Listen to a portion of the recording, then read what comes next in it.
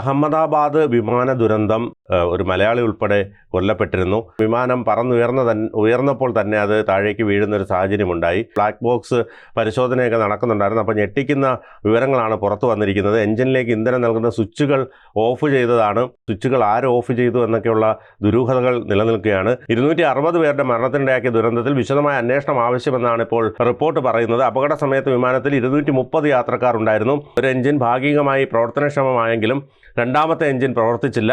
സെക്കൻഡുകൾക്കുള്ളിൽ തന്നെ വിമാനം തകർന്നു വീഴുകയും ചെയ്തു. ഇതിൽ എന്തെങ്കിലും അട്ടിമറി നടന്നിട്ടുണ്ടോ എന്നുള്ളത് അന്വേഷിക്കേണ്ടതുണ്ട്. പൈലറ്റുമാരിൽ ഒരാൾ മറ്റേ ആളോട് എന്തിനാണ് നീ സ്വിച്ച് ഓഫ് ചെയ്തതെന്ന് ചോദിക്കുന്നത് കേൾക്കാം.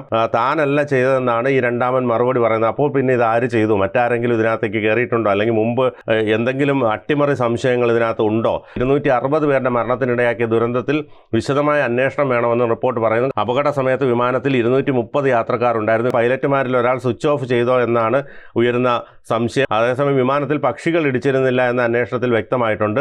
കൂടുതൽ വാർത്തകളും വിശേഷങ്ങളും നിങ്ങളിലേക്ക് എത്താൻ ABC മലയാളം സബ്സ്ക്രൈബ് ചെയ്യുക, ബെൽ ബട്ടണും അമർത്തുക.